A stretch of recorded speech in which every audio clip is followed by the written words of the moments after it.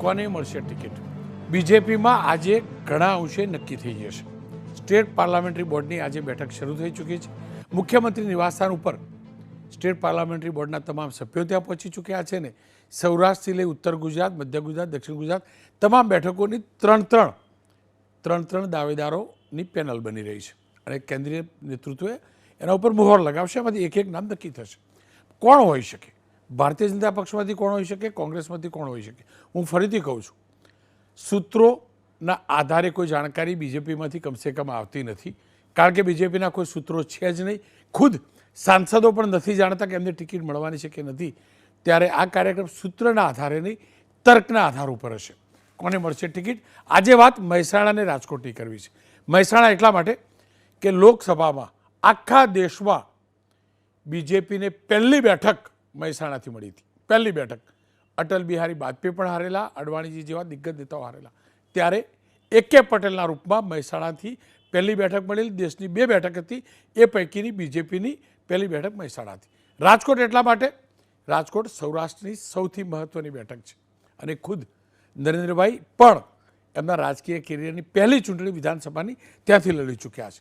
કોંગ્રેસ બીજેપીની બંનેની વાત કરીશું. રાજકોટ બેઠકની પરાક્રમસિંહ જાડેજા મારી સાથે જોડાયા છે. પરાક્રમસિંહ, પહેલાં રાજકોટની વાત કરી લઈ. સેન્સની પ્રક્રિયા તો પતી ગઈ. મને જે તમારા તરફથી નામ મળ્યા છે એ પ્રકારે મોહનભાઈ કુંડારિયા સાંસદ છે, એ હોઈ શકે, એમને ટિકિટ મળી શકે. ડૉક્ટર ભરત બોઘરા, ડૉક્ટર દીપિકા સરવડા, પુષ્કર પટેલ, ધનસુખ ભંડેરી, પરસોત્તમભાઈ રૂપાલા, આ નામ બીજેપીમાંથી ચર્ચામાં છે. એ જ રીતે કોંગ્રેસમાંથી લલિત વસોયા, હેમાંગ વસાવડા, પ્રદીપ ત્રિવેદી અને ઇન્દ્રનીલ રાજગુરુ અને લલિત કગથરા. શરૂઆત બીજેપીથી જ કરી લઈએ. શું તર્ક કહે છે? રાજકોટના તમામ પત્રકારો શું કહી રહ્યા છે? કોણ બીજેપીની ટિકિટની સૌથી રેસમાં સૌથી આગળ અને કેમ? ચોક્કસ રોનકભાઈ, રાજકોટ તમે જે પહેલા વાત કરી, રાજકોટ ભાજપનો ગઢ વર્ષોથી રહ્યો છે અને જ્યારે 1-2 બેઠક આવતી હતી ત્યારે રાજકોટની અંદર જનસંઘ સમયથી ભાજપનો દબદબો રહ્યો છે. એટલે જે ગઈકાલે સેન્સ પ્રક્રિયા હાથ ધરવામાં આવી એમાં 12 લોકો, 1 દર્જન કરતા વધારે લોકોએ સેન્સ આપી. અનેક નામો ચર્ચામાં છે અને રાજકોટ જેવી સેફ બેઠક લડવા માટે સ્વાભાવિક છે કાર્યકર્તાઓ આગેવાનોમાં જબરજસ્ત ઉત્સાહ હોય. જો ભાજપ નો રિપીટ થિયરી અપનાવે તો ઘણા બધા નામો ચર્ચામાં છે. મોહનભાઈની તરફેણમાં પણ ઘણી બધી ટંકારા અને પડદરી, જે મોહનભાઈનો જૂનો વિસ્તાર, ધારાસભ્ય તરીકે તેઓ ત્યાંથી ચૂંટાઈને આવતા હતા, ત્યાંના જે ધારાસભ્ય અને તે વિસ્તારના આગેવાનો દ્વારા મોહનભાઈની તરફેણમાં સેન્સ આપવામાં આવી છે. તો બીજી તરફ વાંકાનેર વિસ્તારની અંદર કે જ્યાં હંમેશા ત્યાંના જે ધારાસભ્ય છે મોહનભાઈની વિરોધમાં અથવા તો બીજાની તરફેણમાં સેન્સ આપતા જોવા મળે છે. આ ગઈકાલે ટોક ઓફ ધ ટાઉન એટલા માટે રહ્યું કે આ બંને જે બેઠકો છે, પડધરી ટંકારા અને વાંકાનેર, મોહનભાઈની એક બાજુ તરફેણ અને બીજી બાજુ વિરોધમાં. હવે રાજકોટ શહેરની વાત કરવામાં આવે તો સૌથી પહેલા નામ ભરત બોઘરાનું છે. અને તમે જે આ પહેલા પણ તમે કીધું હતું કે જ્યારે કોઈ કોંગ્રેસમાંથી ભાજપમાં આવે ત્યારે ભરતભાઈ ક્યાંથી આવી જાય ખબર નથી પડતી. ભરત બોઘરાનું નામ જે છે તે ચર્ચામાં છે.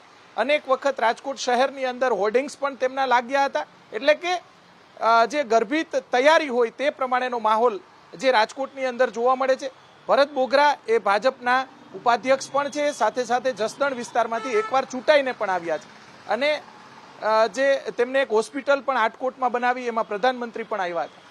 આવા અનેક મુદ્દાઓને લઈને સાથે સાથે દર વખતે જે રીતે આપ પણ જાણો છો રોનકભાઈ કે ધનસુખ ભંડેરી લોકસભાની ચૂંટણી હોય કે ધારાસભા એટલે કે વિધાનસભાની ચૂંટણી હોય, ધનસુખભાઈ ભંડેરીનું નામ આવે અથવા તો ઉછાળવામાં આવે.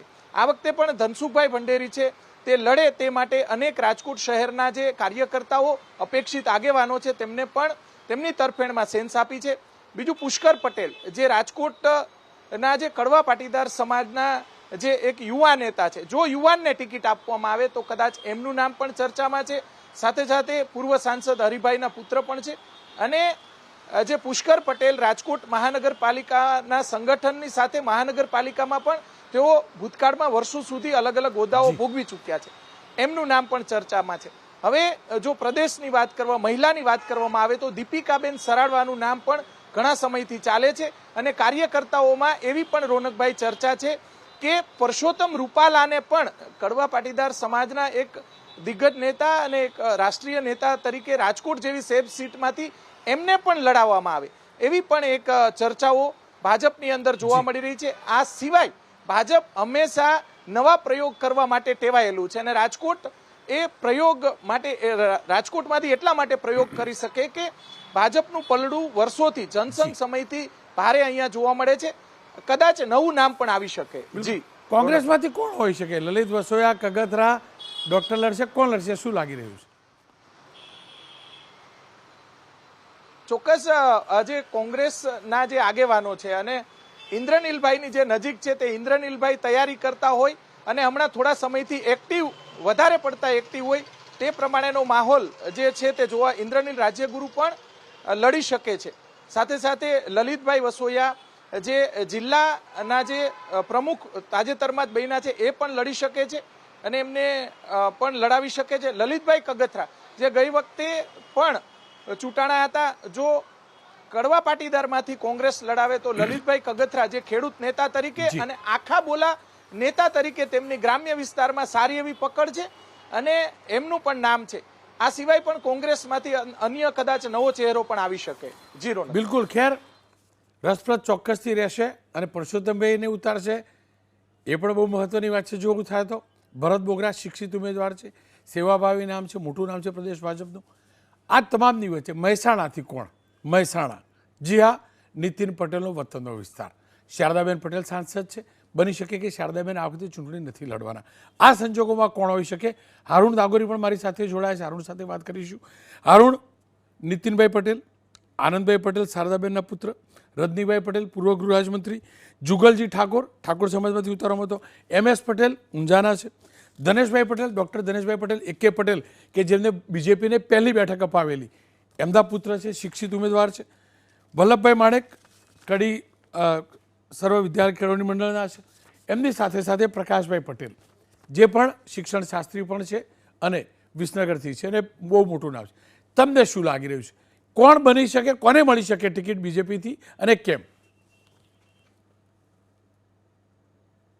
જે રીતે સેન્સ લેવામાં આવ્યું તેમાં પ્રથમ નામ નીતિનભાઈનું રહ્યું હતું, કારણ કે જે રીતે નીતિનભાઈ એ છેલ્લા 2 ટર્મથી મહેસાણાના વિધાનસભા જીતી રહ્યા છે ત્યારે પ્રથમ નામ તેમનું રહ્યું હતું. ત્યારબાદ નીતિનભાઈના જે સમર્થકો છે તેમને મૂક્યું હતું. નીતિનભાઈની વાત કરીએ તો નીતિનભાઈનું જે કદાવર નેતા કહેવામાં છે, ઉત્તર ગુજરાતના પાટીદાર સમાજના કદાવર નેતા છે. સાથે સાથે મહેસાણાના જે સમીકરણો છે, મહેસાણાને લોકસભાની વાત કરીએ તો મહેસાણા લોકસભાની અંદર ગોઝારિયા વિસ્તાર જે મહત્વનો છે, જે લોકસભામાં સામેલ છે, ત્યારે નીતિનભાઈનું ગોઝારિયા વિસ્તારની અંદર પણ મહત્વનું ત્યાં કદ છે. એટલે કહી શકાય કે નીતિનભાઈનું નામ મહત્વનું છે. બીજા નંબરે આનંદભાઈ પટેલ જે અનિલભાઈના પુત્ર છે. આનંદભાઈ પટેલ એક એવું નામ છે કે જે યુવા ચહેરો છે, શારદાબેનના પુત્ર છે. અનિલભાઈ એ વ્યક્તિ છે કે જેને નીતિનભાઈ માટે પોતાની સીટ ખાલી કરી હતી અને નીતિનભાઈને તે સીટ ઉપરથી જીતાડ્યા હતા. એ જ અનિલભાઈનો પુત્ર આનંદભાઈ છે. ત્રીજા નંબર છે રજનીભાઈ પટેલ. રજનીભાઈ પૂર્વ ગૃહમંત્રી છે, હાલમાં ભાજપના મહામંત્રી છે. ઉત્તર ગુજરાતમાં તે મહત્વની જવાબદારી નિભાવે છે, એટલે રજનીભાઈ પણ ક્યાંક ને ક્યાંક નામ હોઈ શકે છે. જુગલજી ઠાકોર સમાજનો એક મોટો ચહેરો અને જે રીતે તેઓને સંસદ પણ બનાવવામાં આવ્યા હતા, રાજ્યસભાની ટર્મ પૂરી થતાં તેઓ હાલ જે રીતે ભાજપની અંદર તેમનું નામ પણ ચાલી રહ્યું છે. MS પટેલ વિસનગરના છે, પ્રદેશ ભાજપના ઉપપ્રમુખ છે, પાટીદાર નેતા છે અને સુરતથી તેઓ સારી રીતે એક શિક્ષિત વ્યક્તિ હોઈ શકે છે.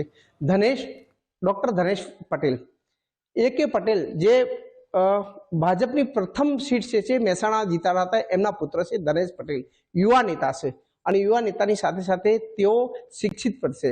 વલ્લભભાઈ પટેલ જે સર્વ વિદ્યાલયના ચેરમેન છે, કડીના વતની છે અને તેઓનું પણ પકડ મહત્વ છે. પ્રકાશભાઈ પટેલ વિસનગરનું એક મોટું નામ, શિક્ષણ ક્ષેત્રમાં સારું નામ. બિલકુલ. પણ જુઓ, અહીંયા આ બેઠક બહુ ઇન્ટરેસ્ટિંગ છે. 7 પૈકીની પાટણ અને મહેસાણા એકબીજાની પૂરક બેઠક ગણાય છે.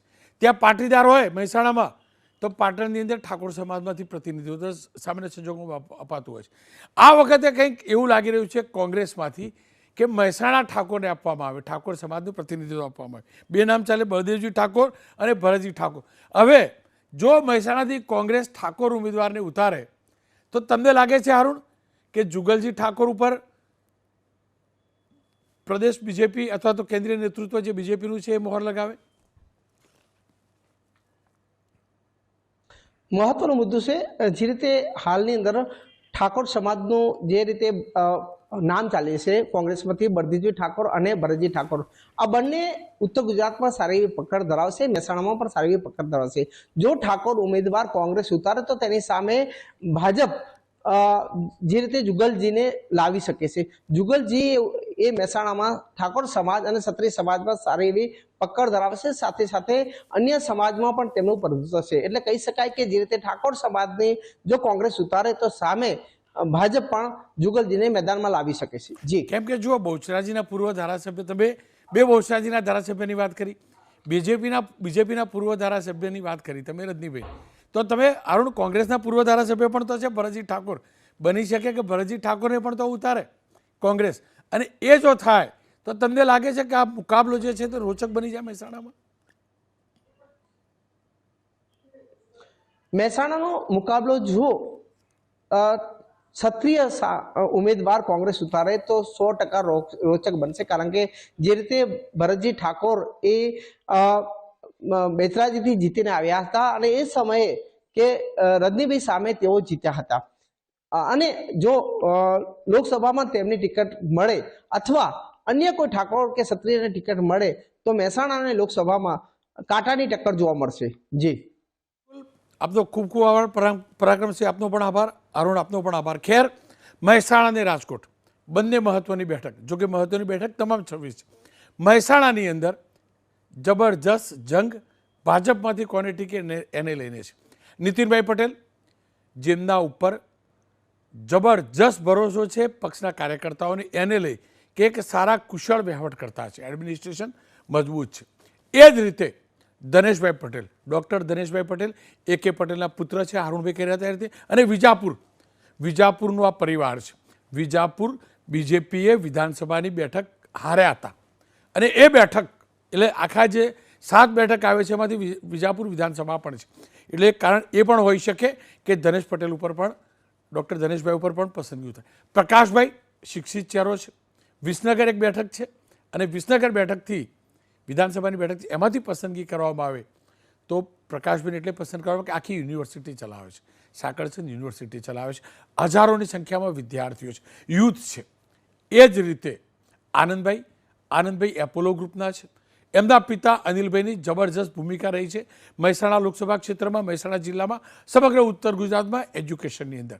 એ જ રીતે કડીનું પણ એટલું મહત્વ છે. એટલે કુલ મળીને ઇન્ટરેસ્ટિંગ વાત એ છે, MS પટેલ ઊંઝાના, એટલે કોઈ ઊંઝાના પટેલને બનાવવામાં આવશે કે પછી વિસનગરના કોઈ પટેલને ટિકિટ આપવામાં આવશે કે કોઈ વિજાપુરના પટેલને ટિકિટ આપવામાં આવશે કે પછી કડીના પટેલને ટિકિટ આપવામાં આવશે. આ તમામની વચ્ચે જો કોંગ્રેસ મહેસાણાથી ઠાકોર ઉમેદવાર ઉતારે છે, અને જે સંભાવના લાગી રહી છે, તર્કના આધાર ઉપર કહું છું, બળદેવજી ઠાકોરને કોંગ્રેસ ઉતારી શકે છે. બળદેવજી ઠાકોરને મહેસાણાથી જો ઉતારવામાં આવે તો ઇક્વેશન બદલાઈ શકે છે, અને જે પરંપરાગત રીતે બીજેપી મહેસાણાની બેઠક પાટીદારને આપે છે અને કડવા પાટીદાર મહદઅંશે રહ્યા છે, ત્યાં ઇક્વેશન બદલાઈને જુગલજી ઠાકોર રાજ્યસભાના સભ્ય છે, એમને પણ પક્ષ ઉતારી શકે છે. હું ફરીથી કહું છું, બીજેપીમાંથી કોઈ પણ પ્રકારની જાણકારી સૂત્રોથી આવતી નથી, કોઈ પણ વ્યક્તિ જાણતા નથી. જ્યારે યાદી ફાઇનલ જાહેર ન થાય, સિગ્નેચર થઈને વેબસાઇટ ઉપર ન મુકાય અથવા મીડિયા સુધી ન પહોંચાડો ત્યાં સુધી કોઈ જાણતું નથી. આ જે પણ જાણકારી છે સૂત્રોની નથી, તર્કના આધીન છે, અને આ જ રીતે તર્કના આધીન આવતીકાલે આ જ સમયે બીજી 2 બેઠકમાં ભાજપ કોંગ્રેસના કોણ ઉમેદવાર હશે એની કરીશું ચર્ચા. પણ હકીકત એ છે, ટિકિટનું ટેન્શન જબરજસ્ત બંને પક્ષના નેતાઓને છે, ખાસ કરીને બીજેપીના નેતાઓને, કારણ કે ત્યાં પત્તા બંધ હોય છે. કોંગ્રેસની તો ખુલ્લી કિતાબ હોય છે, ચર્ચા પણ જાહેરમાં થઈ જતી હોય છે. બીજેપીમાંથી યાદીમાં કોનું નામ આવશે, કોણ છે ટેન્શનમાં, અને તર્ક શું કહી રહ્યો છે, આવતીકાલે આ જ સમયે અન્ય 2 બેઠકોનું વિશ્લેષણ કરીશું.